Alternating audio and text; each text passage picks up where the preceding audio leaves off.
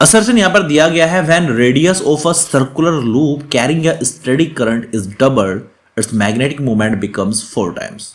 Reason दिया गया है the magnetic moment of a circular loop carrying a steady current is proportional to the area of the loop. चलिए देखते हैं इस क्वेश्चन को, क्या खास है इस क्वेश्चन में। तो इसमें कहा गया है कि जब एक सर्कुलर लूप ले लीजिए, पहले आप, ये होता है सर्कुलर लूप। पहले इसके एक कॉन्सेप्ट बता रहा हूं मैं।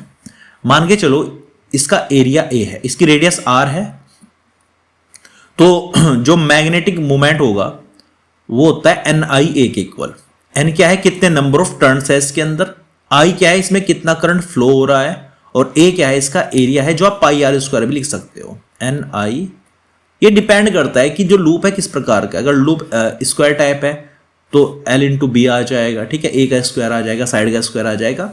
मेन फॉर्मूला ये वाला है। तो इसमें जो मैग्नेटिक मोमेंट होता है वो एरिया के डायरेक्टली प्रोपोर्शनल होता है।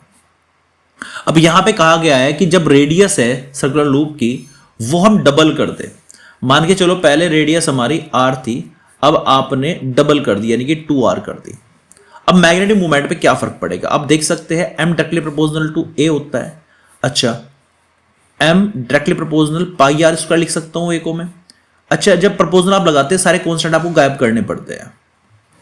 अब 1-2 का फॉर्मूला बना सकते हैं, इससे नहीं आता, सिखा रहा हूं। a प्रोपोर्शनल टू b है तो लिख सकते हैं a1/a2 इक्वल्स b1/b2। सेम ये क्या लिखेंगे, m1/m2 इक्वल्स r1/r2, जो स्क्वायर वगैरह है वो लगाना जरूरी है। अब मान के चलो शुरू में मूवमेंट m था, m2 आपको फाइंड करना है। रेडियस शुरुआत में r थी, बाद में कितनी कर दी गई है, 2r का स्क्वायर। अभी कितना हो गया, 4। तो m2 कितना हो जाएगा, 4m हो जाएगा, कि 4 टाइम्स हो जाएगा। एक तरीका तो ये है, और शॉर्टकट में करना है आपको। तो m proportional to r square है, आप r को कितना रखो, 2 टाइम्स कर दो, 2r स्क्वायर कर दो, तो m proportional to 4r square हो जाएगा, मतलब 4 टाइम्स हो जाएगा। तो बिल्कुल सही बात है, अगर आप रेडियस को डबल कर रहे हो तो जो मैग्नेटिक मोमेंट है वो 4 टाइम्स होना ही होना है, क्योंकि ये एरिया के डायरेक्टली प्रोपोर्शनल है, क्योंकि ये रेडियस के स्क्वायर के डायरेक्टली प्रोपोर्शनल है। रीजन दिया गया है the magnetic moment of a circular loop carrying a steady current is proportional to area. बिल्कुल सही बात है, इसकी बात कर रहा है। तो दोनों सही है बिल्कुल, और एक्सप्लेनेशन भी सही हो रही है, क्योंकि इसका इस्तेमाल करके ही ये चीजें सोल्व हुई है। तो असर्शन और रीजन दोनों ट्रू है, दोनों सही है, और ये इसकी करेक्ट एक्सप्लेनेशन कर रहा है।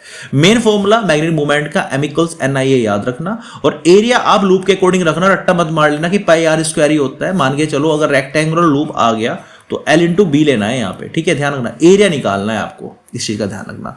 तो ए ऑप्शन यहाँ पर सही हो जाता है। Assertion and reason both are